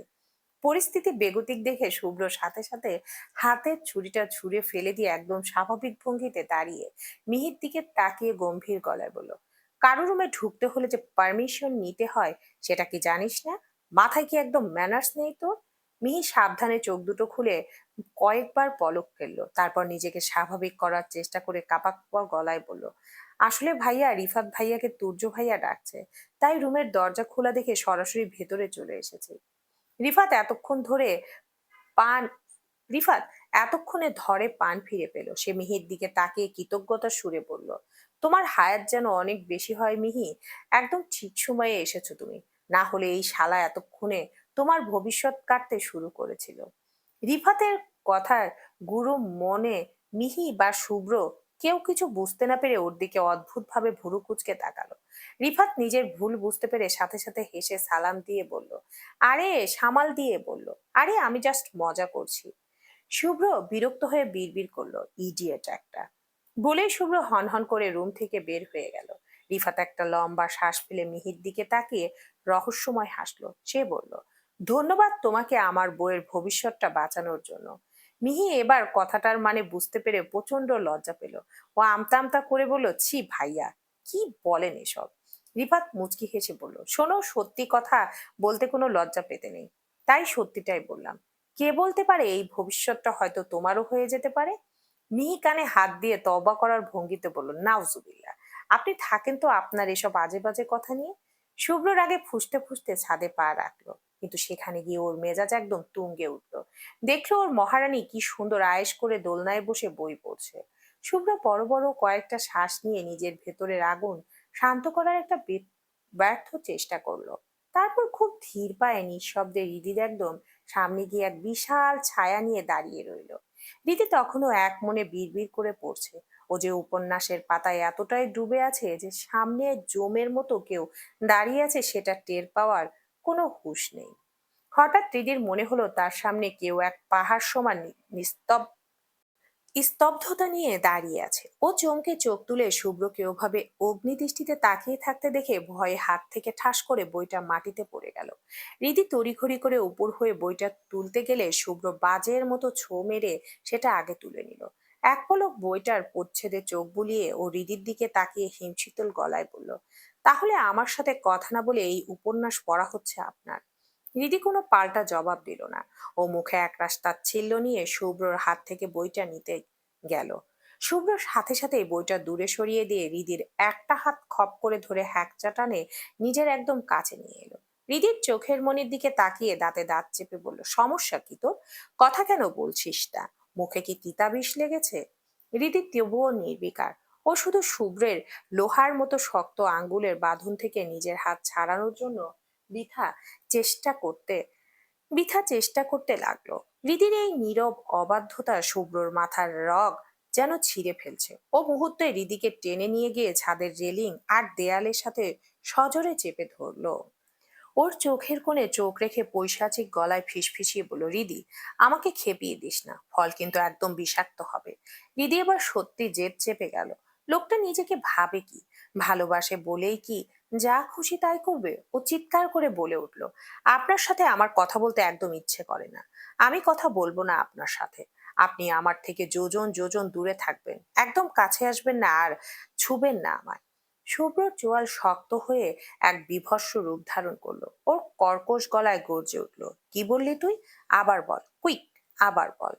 রিদিও বিন্দুমাত্র না দমে বুক ফুলিয়ে জেদি গলায় আবার বলল, আপনার সাথে আমি কথা বলবো না, বলবো না, বলবো না। আর আপনি আমার থেকে দূরে থাকবেন, দূরে, একদম ছুবেন না আমায়। শুভ্র এক মুহূর্তে থমকে গিয়ে এক পাশবিক হাসি দিল। ওই পৈশাচিক গলায় বলল, তোর থেকে আমি দূরে থাকবো? তোকে ছোবো না আমি, এটাই বলতে চাইছিস তুই? হৃদিও জেদি গলায় উত্তর দিল, হ্যাঁ। শুভ্রর চোখে তখন অদ্ভুত নেশা। ও হিংস্র গলায় বলল, ওকে ঠিক আছে, ছোবো না। এই দেখ, আমি তোকে ছোবো না। কথাটা শেষ হতে না হতেই হৃদি কিছু বুঝে ওঠার আগে শুভ্র হিতাহিত জ্ঞান হারিয়ে হৃদির ঠোরজোড়া নিজের করাল গ্রাসে বন্দি করে নিল। ও ভুলেই গেল যে তারা এখন দিনের আলোয় খোলা ছাদে দাঁড়িয়ে আছে। ও কোনো আদর বা সোহাগ নয়, বরং কামড় দিয়ে নিজের জমানো সব রাগ মেটাচ্ছে। শুভ্রর মস্তিষ্ক কাজ না করলেও হৃদির হুঁশ ঠিকই আছে। ও আপ্রাণ চেষ্টা করছে নিজেকে এই পাশবিকতা থেকে মুক্ত করতে। শুভ্র এতই জোরে আক্রমণ করেছে যে হৃদির চোখের কোণ বেয়ে নোনা জল গড়িয়ে পড়তে লাগলো। ও যত নড়ছে শুভ্র ততই হিংস্রভাবে ঠোঁটে আক্রমণ করছে। হৃদি নিঃশ্বাস বন্ধ হয়ে আসছে। মনে হচ্ছে এই বুঝি সে জ্ঞান হারিয়ে ফেলবে। শুভ্রের তখন কোনো হুঁশ নেই। ঠিক তখনই ছাদের দরজার ওপাশ থেকে এক গগন বিদারী চিৎকার শোনা গেল, শুভ্র! কারো চিৎকারে শুভ্রর যেন ঘোর কাটলো। এক ঝটকায় রিদিকে ছেড়ে দিয়ে অনেকটা দূরে গিয়ে দাঁড়ালো। ওর বুকটা কামারের হাঁপারের মতো উঠানামা করছে। রিদি ওর দেয়ালে পিঠ ঠেকিয়ে ধপ করে মেঝেতে বসে পড়লো। ওর ঠোঁট ফেটে রক্ত চুইয়ে পড়ছে আর দু চোখ বেয়ে অবিরল ধারায় জল নামছে। শুভ্র ছাদের দরজার দিকে তাকাতেই দেখলো সাহেরা চৌধুরী পাথরের মূর্তির মতো দাঁড়িয়ে আছেন। ওনার ফর্সা মুখটা রাগে আগুনের মতো লাল হয়ে গেছে। সাহেরা চৌধুরীকে দেখে রিদি ভয়ে নীল হয়ে গেল। ও কাঁপতে কাঁপতে নিজের মুখ দুই হাতে ঢেকে ফেললো। সাহেরা চৌধুরী বড় বড় পা ফেলে এগিয়ে এলেন। শুভ্র কিছু বুঝে ওঠার আগে বাতাসের বেগে ওনার হাতটা উঠলো আর ঠাস করে একটা প্রচন্ড চড় পড়লো শুভ্রর গালে। চরের শব্দে ছাদের স্তব্ধতা যেন খান খান হয়ে গেল। সাহেরা চৌধুরী ঘৃণা ভরা দৃষ্টিতে তাকিয়ে চিৎকার করে বলেন, ছি, তুই আমার ছেলে, এটা বিশ্বাস করতে আমার কষ্ট হচ্ছে। একবারও লজ্জা করলো না তোর এমন নোংরামি করতে? শুভ্র নিজের জ্বলে যাওয়া গালটা এক হাত দিয়ে চেপে ধরে ধরা গলায় বলল, আম্মু তুমি শান্ত হও, আমি আমি তোমাকে সব বলছি। সাহেরা চৌধুরী এবার যেন আরো বেশি জ্বলে উঠলেন। ওনার সারা শরীর থরথর করে কাঁপছে। উনি গর্জে উঠে বললেন, কি শুনবো আমি? সব তো নিজের চোখেই দেখলাম। কতটা পাপ করলে নিজের পেটের ছেলে এমন জঘন্য কাজ দেখতে হয়। তুই এমন জানোয়ার হতে পারিস সেটা ভাবতেও আমার ঘেন্না লাগছে। শুভ্র মাথা নিচু করে অপরাধের মতো দাঁড়িয়ে রইল। ও বিড়বিড় করে বলতে চাইলো, আম্মু তুমি যা দেখেছো তা মিথ্যা নয়, কিন্তু হৃদি আমার আমার। সাহেরা চৌধুরী ওর কথা শেষ করতে না দিয়ে এবার তীক্ষ্ণ গলায় চিৎকার করে উঠলেন, কি হৃদি, তোর কি? বল, থামলি কেন? শুভ্র এবার এক পল হৃদির দিকে তাকালো। হৃদি তখনও মাথা নিচু করে মেঝেতে পাথরের মতো বসে আছে। ওর চোখের জল সমানে ঝরছে। শুভ্র বুক ভরে একটা দীর্ঘশ্বাস ফেলে সাহেরা চৌধুরীর চোখের দিকে সরাসরি তাকিয়ে গম্ভীর গলায় বলল, আম্মু হৃদি আমার বিবাহিত স্ত্রী। কথাটা শোনার সাথে সাথে সাহেরা চৌধুরীর মাথায় যেন আস্ত একটা পাহাড় ভেঙে পড়ল। পায়ের তলার মাটি তার সরে যাওয়ার দশা। তিনি বড় বড় চোখ করে অবিশ্বাস্য গলায় চিৎকার করে উঠলেন, কি? শুভ্র দ্রুত এগিয়ে গিয়ে ওর মায়ের দুই কাঁধ শক্ত করে ধরে শান্ত করার চেষ্টা করে বলল, আম্মু তুমি আগে শান্ত হও, আমি তোমাকে সব বুঝিয়ে বলবো। প্লিজ আম্মু, একটু রিল্যাক্স হও, শান্ত হও। সাহিরা চৌধুরী নিজের কানকে নিজের বিশ্বাস করতে পারছেন না। তিনি শুভ্রর হাত সরিয়ে দিয়ে চিৎকার করে বললেন, কি বললি তুই? দিদি তোর বিবাহিত স্ত্রী? আমার সাথে কি তুই ইয়ার্কি করছিস শুভ্র? শুভ্র চোয়াল শক্ত করে দারাজ গলায় বলল, না আম্মু, আমি একদম মজা করছি না। তোমার কি মনে হয় তোমার ছেলে এমন সিরিয়াস বিষয়ে মজা করার মতো ছেলে? দিদি সত্যি আমার বিয়ে করা স্ত্রী। কথাটা শোনার সাথে সাথে সাহেরা চৌধুরীর চোখের সামনে সবকিছু অন্ধকার হয়ে এলো। তিনি সহ্য করতে না পেরে সোজা জ্ঞান হারালেন। শুভ্র চট করে ওনাকে ধরে ফেললো, না হলে উনি সিমেন্টের মেঝেতে আছাড় খেতেন। মুহূর্তেই শুভ্রর ভেতরে শান্ত ভাবটা উবে গিয়ে সেখানে চণ্ডাল রাগ ভর করলো। ও রক্ত চক্ষু নিয়ে হৃদের দিকে তাকিয়ে দাঁতে দাঁত চেপে গর্জে উঠল, সব হয়েছে তোর জন্য। খুব তেজ না তোর? এই বালের তেজ কমানোর সব কৌশল এই সাইফান শুভ্র চৌধুরী খুব ভালো করে জানা আছে। দেখে নিব তোকে আমি। ডাক্তার এসে সাহেরা চৌধুরীকে ভালো করে পরীক্ষা করলেন। স্টেথোস্কোপটা সরিয়ে নিয়ে গম্ভীর মুখে জানালেন যে অতিরিক্ত মানসিক চাপের ফলে তিনি জ্ঞান হারিয়ে ফেলেছেন। বাড়ির সবাই তখন উৎকণ্ঠা নিয়ে সাহেরা চৌধুরীর শয্যা পাশে ভিড় করে দাঁড়িয়ে আছে। শুধু শুভ্র সেখানে নেই। শুভ্র তখন বাড়ির পেছনের পুকুর পাড়ে অস্থির পায়ে পায়চারি করছে। মায়ের সামনে গিয়ে দাঁড়াতেও আজ ওর নিজের কাছে নিজেকে খুব ছোট মনে হচ্ছে। রাগের চোটে শুভ্র পুকুর পাড়ের একটা পুরনো গাছের ছাল খামচে ধরলো। ওর কপালের রগগুলো রাগে দপদপ করে ফুলে উঠেছে। দিদির উপর ওর রাগটা এখন চরমে। কোনোভাবেই ও নিজেকে শান্ত করতে পারছে না। বারবার ওর হাতের মুঠি শক্ত হয়ে আসছে, আবার শিথিল হচ্ছে। শুভ্র তাতে দাঁত চেপে বিড়বিড় করে নিজেকে শাসন করলো, না না, আমাকে কন্ট্রোল থাকতে হবে। কন্ট্রোলের বাইরে চলে গেলে সবকিছু হাতের বাইরে চলে যাবে। Control Saifan Shubhro Chowdhury, out of control হওয়া চলবে না। বেশি বেশ কিছুক্ষণ পর শুভ্রা হন্তদন্ত হয়ে পুকুর পাড়ে ছুটে এসে বলল, ভাইয়া তুমি এখানে? আম্মুর জ্ঞান ফিরেছে, তাড়াতাড়ি আসো। কথাটা বলেই শুভ্রা আবার ভেতরের দিকে দৌড় দিল। শুভ্র নিজের ঠোঁট গোল করে কয়েকবার বড় বড় শ্বাস নিল। নিজেকে যতটা সম্ভব স্বাভাবিক করার চেষ্টা করে ও ধীর পায়ে বাড়ির ভেতর প্রবেশ করলো। হাঁটতে হাঁটতে ও সোজা সাহেরা চৌধুরীর ঘরে গিয়ে ঢুকলো। রিদি তখনও ঘরের এক কোণে অপরাধীর মতো মাথা নিচু করে মূর্তির মতো দাঁড়িয়ে আছে। শুভ্রকে ঘরে ঢুকতে দেখে সাহেরা চৌধুরী ক্লান্ত চোখে সবার দিকে তাকালেন। তারপর ধরা গলা বললেন, তোমরা সবাই এখন এই রুম থেকে যাও, আমি শুভ্রর সাথে একা কথা বলতে চাই। সাহেরা চৌধুরীর হুকুমে ঘরের সবাই একে একে বেরিয়ে গেল। দিদি ঘর থেকে বের হওয়ার ঠিক আগ মুহূর্তে একবার শুভ্রর দিকে তাকালো।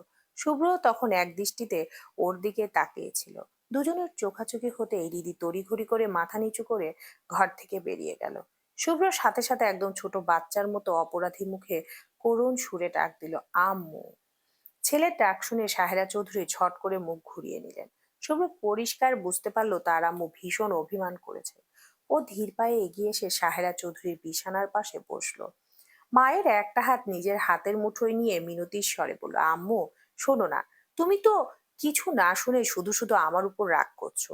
সাহেরা চৌধুরী এবার মুখ ফিরিয়ে ধরা গলায় বললেন, কি শুনবো শুনি? যে ছেলে নিজের মাকে না জানিয়ে একা একা বিয়ে করে ফেলতে পারে, সে আর যাই হোক আমার ছেলে হতে পারে না। যা তুই এখান থেকে, তুই আমার শুভ্র না। আমার শুভ্র তো আমাকে অনেক ভালোবাসে। শুভ্র এবার আলতো করে সাহেরা চৌধুরীর দুই গাল ধরে নিজের দিকে ঘুরিয়ে আনলো। তারপর খুব নরম স্বরে বলল, আম্মু, আগে আমার কথাটা একটু মন দিয়ে শোনো, তারপর তুমি যা বলবে আমি তাই করব, প্রমিস। সাহেরা চৌধুরী এবার স্থির দৃষ্টিতে শুভ্রর দিকে তাকালেন। শুভ্র বুক চিরে আসা একটা দীর্ঘশ্বাস ফেলে একে একে সব সত্যি সাহেরা চৌধুরীর সামনে মেলে ধরল। পুরো ঘটনা শুনে সাহেরা চৌধুরীর চোখে তো বিস্ময়ে ছানা বড়া হয়ে গেল। তিনি অস্পষ্ট স্বরে বলে, কি বললিস? তার মানে রিদিকে নির্বাণ বিয়ে করতে চেয়েছিল?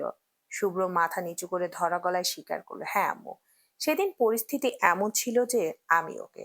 শুভ্র কথা শেষ করার আগে সাহেরা চৌধুরী হাত নেড়ে বাধা দিয়ে বলে উঠলেন, তাই আমি ওকে হুট করে বিয়ে করে নিলাম, তাই তো? কিন্তু তুই কি একবারও ভেবে দেখেছিস তোর বাবা জানলে কি হবে? উনি আত্মীয়র মধ্যে আত্মীয়তা করা একদমই পছন্দ করেন না। এই বিষয়টা জানাজানি হলে বাড়ির কি অবস্থা হবে, সেটা কি এক মুহূর্তের জন্য তোর মাথায় এসেছে? শুভ্র দ্রুত তার মায়ের হাত দুটো নিজের শক্ত মুঠোয় পুড়ে নিল। চোখে মুখে প্রবল আকুতি নিয়ে বলল, আম্মু, আমার উপর একটু ভরসা রাখ, আমি সব ঠিক করে দেব, জাস্ট আমাকে অল্প কিছু সময় দাও। সাহেরা চৌধুরীর কপালে চিন্তার ভাঁজ ফেলে গোমরা মুখে বললেন, তবুও তোর বাবা জানলে তোর ফুপির সাথে চরম রাগারাগি করবে। তুই তো তোর বাবার জেদ চিনিস, উনি একবার বিগড়ে গেলে আর কাউকে পরোয়া করেন না। শুভ্র এবার পরম মমতায় তার মায়ের হাতের তালুতে একটা উষ্ণ চুমু খেলো। তারপর আত্মবিশ্বাসের সাথে মৃদু হেসে বলল, কিচ্ছু হবে না, সব ঠিক হবে। আমার আর তোমার ছেলে বেঁচে থাকতে কোনো অন্যায় হতে দিবে না। তুমি শুধু তোমার শুভ্রের উপর একটু বিশ্বাস রাখো। সাহেরা চৌধুরী ছেলের মুখের দিকে অপলক কিছুক্ষণ তাকিয়ে রইলেন। ওনার দীর্ঘশ্বাসের সাথে যেন একটা চাপা কষ্ট বেরিয়ে এলো। তারপর একদম নিচু আর ভেজা গলায় প্রশ্ন করলেন, ভালোবাসিস হৃদিকে? শুভ্র সাথে সাথে নখ কামড়াতে কামড়াতে বিরক্ত সুরে বলল, না, ওর মতো মেয়েকে ভালোবাসা যায় না, ভালোবাসি না আমি। সাহেরা চৌধুরী ছেলের কথা শুনে এক মুহূর্ত দেরি করলেন না। তিনি ঝট করে শুভ্রের কানটা শক্ত করে মুচড়িয়ে ধরেই হেসে ফেললেন, হ্যাঁ, ভালোবাসা যায় না বলেই তো সাত পাঁচ না ভেবে হুট করে বিয়ে করে নিলি। আমি কি তোর মা হয়ে কিচ্ছু বুঝি না রে? কি ভাবিস তুই নিজেকে? শুভ্র ব্যথায় উ উ করে উঠল। তারপর সাথে সাথে দাঁড়িয়ে সাহারা চৌধুরীর কাজ জড়িয়ে আহ্লাদি গলায় বলল, ও মম, এর জন্যই তো তুমি আমার পৃথিবীর বেস্ট আম্মু। কিছু বলতে হয় না, তার আগে ছেলের সব মনের ভাষা বুঝে যাও। সাহেরা চৌধুরীর ছেলের আদর দেখে মৃদু হেসে বললেন, হয়েছে, থাক, এত তেল মারতে হবে না। আগে এটা বল, তুই যে ওকে ভালোবাসিস সেটা কি ও জানে? শুভ্র একটু থমকে নিচু স্বরে বলল, না আম্মু, এখনো বলি নাই। সাহেরা চৌধুরী আকাশ থেকে পড়লেন। তিনি অবাক হয়ে বলিস কি, এখনো বলিস নাই? কিন্তু কেন? শুভ্র আবার বিছানায় মায়ের পাশে বসে গোমরা মুখে বলল, কারণ ও বড্ড বেশি লাফালাফি করে, যেটা আমার একদমই সহ্য হয় না। তার উপর যদি এখন ওকে আমার ভালোবাসার কথা বলি, ও তো মাথায় চড়ে আরো বেশি লাফালাফি শুরু করবে। সাহেরা চৌধুরী ছেলের মাথায় হাত বুলিয়ে দিয়ে শান্ত গলায় বোঝাতে লাগলেন, পাগল ছেলে, খুশিতে মানুষ তো একটু পাগল হবেই, তাই বলে কি মনের কথা এভাবে চেপে রাখা যায়? শোন, ভালোবাসা বেশি প্রকাশ না করাও ভালো না, আবার একদম প্রকাশ না করে থাকাও ভালো না। একতরফা ভালোবাসা না প্রকাশেই সুন্দর লাগে, কিন্তু যখন দুজন দুজনকে ভালোবাসে তখন সেই ভালোবাসা গোপন রাখলে শুধু ভুল বোঝাবুঝি আর সমস্যার সৃষ্টি হয়। আর আমার যতটুকু ধারণা, হৃদিও তোকে ভালোবাসে। তাই দুজন যখন দুজনকে পছন্দ করিস, তখন মনের কথাটা জানিয়ে দেওয়াই ঠিক। ভাবিস না আমি শুধু তোর মা, আমি একদিকে তোর মা, অন্যদিকে তোর সব থেকে বড় বন্ধু। তাই বন্ধু হয়ে বলছি, হৃদিকে তোর মনের কথাটা আজই জানিয়ে দে। সাহেরা চৌধুরীর কথা শুনে শুভ্রর মুখে এক চিলতে হাসি ফুটলো। ও সাথে সাথে বিছানার থেকে উঠে দাঁড়িয়ে আবারও জাপটে ধরে মায়ের কাঁধ জড়িয়ে ধরলো। গভীর মমতায় সাহেরা চৌধুরীর গালে একটা শব্দ করে চুমু দিয়ে উচ্ছ্বাসিত গলায় বলল, আম্মু, তুমি এত ভালো কেন বলো তো? তুমি আসলে পৃথিবীর সব থেকে সেরা আম্মু। আমি জানতাম আমার আম্মু সব সময় আমার পাশেই থাকবে। I love you so much আম্মু। সাহেরা চৌধুরী ছেলের কপালে হাত বুলিয়ে দিয়ে স্নেহমাখা গলায় বললেন, I love you too my son. এখন বল, আমি যা যা বললাম তুই তা করবি তো? শুভ্র একটু লাজুক হেসে সাহেরা চৌধুরীর চোখের দিকে তাকিয়ে দৃঢ় কণ্ঠে বলল, তুমি বলেছ আর আমি করব না? তা কি হয়? আমি খুব তাড়াতাড়ি ওকে আমার মনের কথা জানাবো। আমাকে জাস্ট একটু সময় দাও। কথা দিচ্ছি সবটা জানিয়ে দেব। সাহেরা চৌধুরী ছেলের চিবুক ছুঁয়ে অবিশ্বাসের সুরে খানিকটা টিটকারি দিয়ে বলেন, সত্যি তো? নাকি পরে আবার মত বদলে ফেলবি? শুভ্র সাথে সাথে নিজের কান ধরে বাচ্চার মতো মাথা নেড়ে বলল, একদম সত্যি সত্যি সত্যি, তিন সত্যি। সাহেরা চৌধুরীর সাথে কথা বলে শুভ্র যখন রুম থেকে বের হলো, ওর ঠোঁটে তখন এক চিলতে মিষ্টি হাসি লেগে আছে। এই হাসিটা সচরাচর ওর মুখে দেখা যায় না। আর যখন দেখা যায়, যে কোনো মেয়ের হৃদস্পন্দন থামিয়ে দেওয়ার জন্য এই এক চিলতে হাসি যথেষ্ট। শুভ্রের মতো গম্ভীর আর রাগী খোলসের নিচে যে এক অদ্ভুত রোমান্টিক প্রেমিক লুকিয়ে আছে, সেটা ঈশান ছাড়া আর কেউ জানে না। শুভ্র পকেটে দুই হাত গুজে দিয়ে আনমনে শীষ বাজাতে বাজাতে করিডর দিয়ে হাঁটতে লাগলো। ওর গলার পুরুষালী সুরে গুনগুন করে গান গান মেতে উঠল, সারা রাতভর চোখের ভেতর স্বপ্নে তোমার আনাগোনা, নেমে আসে ভোর থাকে তবু ঘোর, হাওয়ায় হাওয়ায় জানা শোনা। এদিকে উঠোনে তখন এক এলাহি কাণ্ড। রিদি, শুভ্রা, মিহি, পাখি, তুর্য, রিফাত আর ঈশান মিলে গোল হয়ে দাঁড়িয়ে পেয়ারা খাচ্ছিল আর আড্ডা দিচ্ছিল। হঠাৎ বারান্দা থেকে ভেসে আসা সেই ভরাট কণ্ঠের গান শুনে সবাই চমকে বারান্দার করিডোরের দিকে তাকালো। দেখলো শুভ্র আপন মনে গান গাইতে গাইতে ছাদের সিঁড়ির দিকে এগিয়ে যাচ্ছে। মুহূর্তে সবার চোখ কপালে উঠে গেল। পাখি মুখের পেয়ারাটা চিবানো বন্ধ করে হা করে শুভ্রর দিকে তাকিয়ে থেকে বলল, এ বাবা, শুভ্র ভাই গান গাইতেছে? আমি কি এটা স্বপ্ন দেখতেছি? মিহিও ঘোরের মধ্যে থেকে বলল, আমিও মনে হয় তোর সাথে সাথে একই স্বপ্নে চলে এসেছি রে। ঈশান নিজের কানকে বিশ্বাস করতে পারছে না। ও বিড়বিড় করে বলল, বস গান গাইছে? এটাও আমার আজ বিশ্বাস করতে হচ্ছে? এইটা আবার বসের কোন রূপ? রীতি তো একদম পাথরের মতো দাঁড়িয়ে জীবনের এই প্রথম ও শুভ্রকে এতটা খুশিতে ডগমগ হতে দেখেছে। কিন্তু এত খুশি হওয়ার কারণ কি? ও তো ভেতরে ওর আম্মুর সাথে কথা বলতে গেল। তাহলে হঠাৎ কি এমন হলো যে ও এভাবে গান ধরলো? কৌতূহল সামলাতে না পেরে সবাই পা টিপে টিপে শুভ্রের পিছু নিল। শুভ্র ততক্ষণে ছাদে উঠে এসেছে। চারিদিকে গোধূলের আলো মিলিয়ে গিয়ে ঝাপসা অন্ধকার নামতে শুরু করেছে। শুভ্র ছাদের এক কোণে থাকা একটা গোলাপ গাছের সামনে গিয়ে থামলো। একটা টকটকে লাল গোলাপ ছিঁড়ে নাকে নিয়ে লম্বা ঘ্রাণ নিল। তারপর আকাশের দিকে মুখ তুলে দু হাত পাখির ডানার মতো মেলে দিয়ে উচ্চ স্বরে সুরেলা কণ্ঠে গেয়ে উঠল, তুমি দেখা দিলে তাই মনে জাগে প্রেম প্রেম কল্পনা। আমি তোমার হতে চাই, এটা মিথ্যা কোনো গল্প না। ঠিক সেই মুহূর্তে কারো কাশির শব্দে শুভ্রের গানের তরী মাঝপথে থেমে গেল। ও ঝট করে ঘাড় ঘুরিয়ে দেখলো ছাদের দরজায় এক পাল উকিঝুঁকি দিচ্ছে। চোখের পলকে শুভ্রের সেই রোমান্টিক চেহারা উবে গিয়ে রাগী আর গম্ভীর রূপটা ফিরে এলো। শুভ্রের সেই রক্তচক্ষু দেখে কারোর আর বুঝতে বাকি রইল না যে কপালে দুঃখ আছে। সবাই যে যেদিক পারলো সিঁড়ি দিয়ে দৌড়। রিদিও ওদের সাথে পাল্লা দিয়ে দৌড়াতে লাগলো। কিন্তু প্রবাদে আছে না, যেখানে যেখানে বাঘের ভয় সেখানেই রাত হয়। রিদির ক্ষেত্রেও ঠিক তাই হলো। ও তাড়াহুড়ো করে দৌড় দিতে গিয়ে নিজের পায়ের সাথে পা লেগে ধপাস করে ছাদের উপর আছাড় খেলো। কোনোই প্রচন্ড চোট পেয়ে ব্যথায় কুকিয়ে উঠে অস্পষ্ট স্বরে চিৎকার করে উঠলো, আহ, কেয়ারলেস একটা। হৃদির কনুয়ের ব্যথাটা শুভ্রর কণ্ঠ শুনে যেন মুহূর্তেই উবে গেল।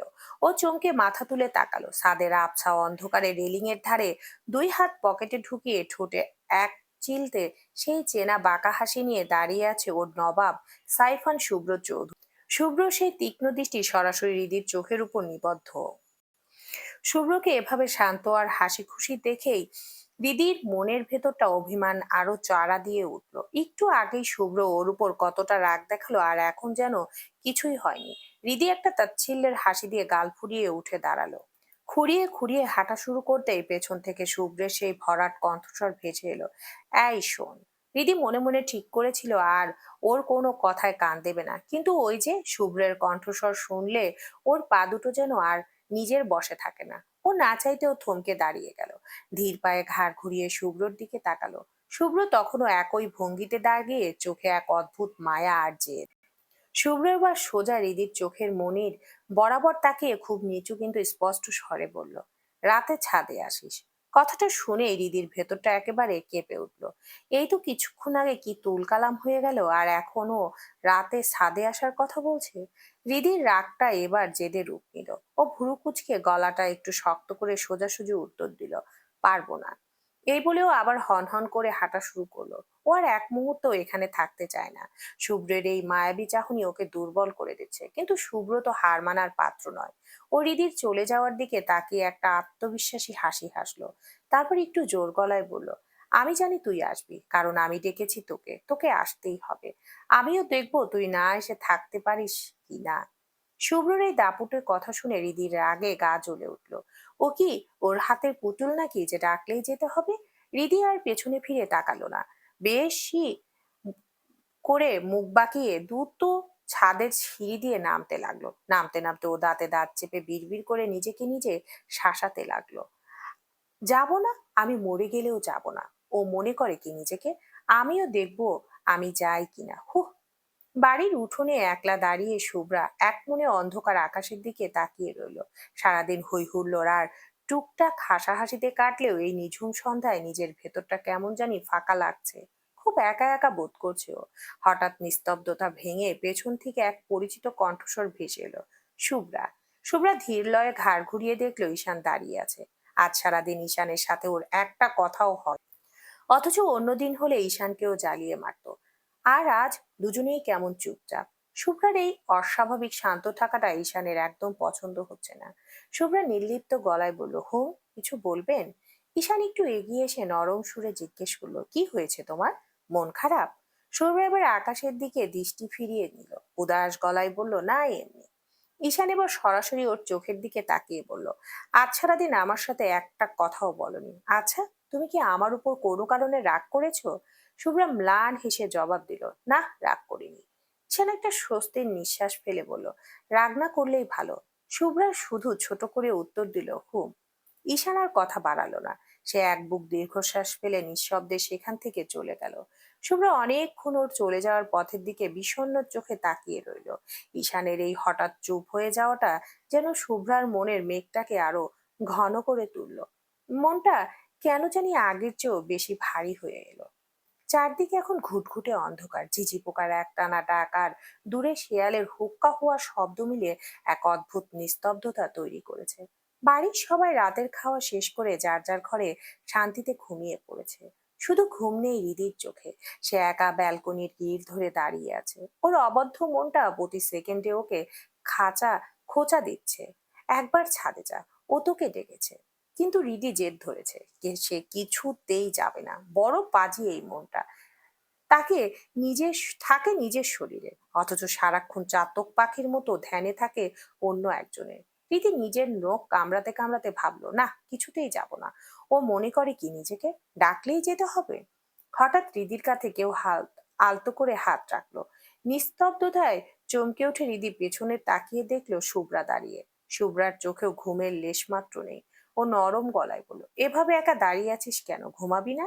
দিদি নিজেকে সামলে নিয়ে একটু ম্লান হেসে বলল, ঘুম আসছে না রে, তাই এখানে এসে দাঁড়ালাম। একটু ঝিরিঝিরি বাতাস লাগছে, ভালোই লাগছে। কিন্তু তুই কেন জেগে? তোর চোখেও কি ঘুম নেই? শুভ্রা হৃদির পাশে এসে রেলিং এ ভর দিয়ে দাঁড়ালো। আকাশের এক কোণে এক ফালি চাঁদের দিকে তাকিয়ে উদাস স্বরে বলল, না রে, আমারও একই দশা। বিছানায় এপাশ ওপাশ করছিলাম, কিন্তু চোখে একদমই ঘুম ধরা দিচ্ছে না। হৃদি একটু কৌতুক মেশানো গলায় ফিসফিস করে জিজ্ঞেস করলো, কেন রে? লক্ষণ তো ভালো ঠেকছে না। প্রেমে পড়েছিস নাকি? শুভ্রা কিছুক্ষণ চুপ করে রইল। একটা দীর্ঘশ্বাস ফেলে মনের জমানো অস্থিরতাটুকু প্রকাশ করে ফেললো, প্রেমে পড়েছে কিনা জানি না, কিন্তু জানিস, একজনের মুখটা সারাক্ষণ চোখের সামনে ভাসছে। তাকে অন্য কোনো মেয়ের সাথে কথা বলতে দেখলে বা অন্য কারো পাশে দেখলে আমার ভেতরটা কেমন জানি জ্বলে ওঠে। একদম সহ্য করতে পারছি না তাকে অন্য কারোর সাথে। দিদি অবাক হয়ে চোখ কপালে তুলে বলল, বলিস কি? তার মানে তুই নির্ঘাত প্রেমে পড়েছিস? কে রে সেই জন? আমাদের চেনা কেউ? শুভ্রা একটু ম্লান হাসলো। ওর চোখে এক বুক আকুতি। ও ধীর গলায় বলল, আমাকে আরেকটু সময় দে। আমি আগে নিজের মনের কাছে নিশ্চিত হই, তারপর সবটা তোকে খুলে বলবো, কথা দিচ্ছি। শুভ্রা কিছুক্ষণ এলোমেলো গল্প করে নিজের রুমে চলে গেল। রিধি আবার একা হয়ে আকাশের দিকে তাকালো। রাত যত গভীর হচ্ছে ওর বুকের ভেতরে ছটফটানি যেন পাল্লা দিয়ে বাড়ছে। প্রতিটা মুহূর্ত যেন ওকে খোঁচা দিচ্ছে। বারবার কানে কানে বলছে, ছাদে যা রিধি। শুভ্র নির্ঘাত তোর জন্য চাতক পাখির মতো অপেক্ষা করছে। রিধি তাতে দাঁত চেপে বিড়বিড় করে নিজের অবাধ্য মনকে একচোট গালি দিয়ে উঠল। বালের মন! আমার শরীরে, আমার রক্তে, গন্ধে মিশে আছিস তুই, অথচ নিজের চেয়ে আমার ওই পাষাণ জামাইয়ের কথাই ভাবছিস বেশি। সাহস কত দেখ! আর ওই নবাব একটু শান্তিতে থাকতে দিল না আমাকে। নিজেও ছাড়বে না, আবার ধরবেও না। একদম মাঝ আকাশে ঝুলিয়ে রেখেছে আমাকে। তুই খালি একবার বাগে আয়, তারপর তোকে কিভাবে সাহেস্তা করতে হয় তা আমার খুব ভালো করে জানা আছে। নিজে নিজে একগাদা বক বক করে নিজেকে শান্ত করার আপ্রাণ চেষ্টা করলো রিদি, কিন্তু লাভ হলো না। ওই যে অবাধ্য মন, সেখানে শুভ্র আগে থেকে এমন ভাবে শিকড় গেড়ে বসে আছে যে নিজের যুক্তির চেয়ে শুভ্রর ওই হুকুমটাই তার কাছে এখন বেশি দামি মনে হচ্ছে। বুকের ভেতর ধুকধুকানিটা ক্রমশ বেড়েই চলেছে। শেষ পর্যন্ত হৃদি আর নিজেকে আটকে রাখতে পারলো না। একরাশ জেদ আর এক বুক দুরু দুরু কাপড় নিয়ে বিড়ালের মতো পা ফেলে চুপি চুপি রুম থেকে বের হলো। অন্ধকার করিডোর পেরিয়ে সিঁড়ি বেয়ে সোজা ছাদে এলো ও। ছাদের দরজার কাছে আসতেই ওর হৃৎপিণ্ডটা যেন গলার কাছে উঠে এলো। অন্ধকার ছাদ, হৃদি পা রাখতেই বুকটা ধক করে উঠল। চারিদিকে মানুষজনের চিহ্ন নেই। তবে কি পাষাণ লোকটা আসেনি, নাকি হৃদির আসতে দেরি হয়েছে দেখে বিরক্ত হয়ে চলে গেছে? এই একটা মানুষের জন্য এতক্ষণ ধরে ভেতরে ভেতরে ছটফট করছিল। একরাশ হতাশায় হৃদি দু চোখ ভিজে আসতে চাইলো। গা ছমছম অন্ধকার আর একাকিত্বর ভয়েও যেই না উল্টো ঘুরে দৌড় দিতে চাইলো, ঠিক তখনই বাতাসের চাদর চিরে কানে ভেসে এলো গিটারের সেই টুংটাং সুর। দিদি পাথরের মতো থমকে দাঁড়িয়ে গেল। ধীর লয়ে ঘাড় ঘুরিয়ে দেখলো ছাদের এক কোণে দেয়ালের ছায়ায় হেলান দিয়ে দাঁড়িয়ে আছে শুভ্র। এক পায়ের উপর অন্য পা তুলে অদ্ভুত এক ভঙ্গিতেও গিটার বাজাচ্ছে। চাঁদের আবছা আলোয় শুভ্রর অবয়বটা যেন আরো রহস্যময়, আরো মায়াবী লাগছে। নিধির ঘোর কাটবার আগে শুভ্র সেই নিঝুম অন্ধকারে সুর তুলল, ও ও, ও। শুভ্রের ভরাট আর মাদকাময় কণ্ঠস্বর কানে আসতে হৃদির হৃদস্পন্দন কয়েক গুণ বেড়ে গেল। ও যেন নিজের হৃৎপিণ্ডের ধকধকানি নিজের কানেই শুনতে পাচ্ছে। শুভ্র গিটারের তারে আঙ্গুল বুলিয়ে দরদ দিয়ে গান গাইতে শুরু করলো। শুভ্র গান গাইতে গাইতে ধীর পায়ে হৃদির দিকে এগিয়ে আসতে লাগলো। ওর চাহনিটা আজ অন্যরকম, যেন সবটুকু অধিকার দিয়ে ও হৃদিকে গিলে ফেলছে। সুরের মূর্ছনায় ও আবার ধরলো। গাইতে গাইতে শুভ্র একদম হৃদির গা ঘেঁষে দাঁড়ালো। হৃদির নিঃশ্বাসের তপ্ত হাওয়া শুভ্র অনুভব করতে পারছে। ও হৃদির চোখের গভীরে অতলে নিজের দৃষ্টি ডুবিয়ে দিয়ে চূড়ান্ত আকুতি নিয়ে গেয়ে উঠল। শুভ্রর গানের রেশটুকু রাতের নিস্তব্ধ বাতাসে মিলিয়ে গেল। হৃদি পাথরের মতো দাঁড়িয়ে আছে, ওর মুখে কোনো কথা নেই। এমনকি পলক ফেলার শক্তিটুকু যেন হারিয়ে ফেলেছে। আজ ওর জীবনের সব থেকে প্রিয় গানটি ওর সব থেকে প্রিয় মানুষটির কণ্ঠে শুনে ও যেন অন্য কোনো এক মায়াবী জগতে হারিয়ে গিয়েছে। শুভ্র গিটার বাজাতে বাজাতে হৃদির চারপাশে ঘুরে ঘুরে যখন গানটা গাইছিল, হৃদির মনে হচ্ছিল সময়টা যেন ওখানেই থমকে যায়। গান শেষ হতেই শুভ্র ধীর পায়ে হৃদির একদম কাছে এসে দাঁড়ালো। ওদের মাঝের দূরত্ব এখন এতটাই কম যে হৃদি শুভ্র শরীরের তপ্ত ঘান আর ওর হৃদির স্পন্দনের তাল স্পষ্ট বুঝতে পারছে। শুভ্র গিটারটা একপাশে রেখে হৃদির চোখের দিকে তাকিয়ে ঠোঁটের কোণে সেই পরিচিত বাঁকা হাসিটা ফুটিয়ে তুলল। তারপর নিচু স্বরে বলল, বলেছিলাম না ম্যাডাম, আপনি না এসে থাকতে পারবেন না? পারলেন কই? শেষমেশ তো সেই আসতেই হলো। অবশ্য কোনো প্রেমিক যখন তার প্রেমিকাকে গভীর রাতে এভাবে ডাকে, সেই প্রেমিকার না এসে থাকার মতো সাধ্য বা ক্ষমতা কোনোটাই আসলে থাকে না। চলবে ইনশাআল্লাহ।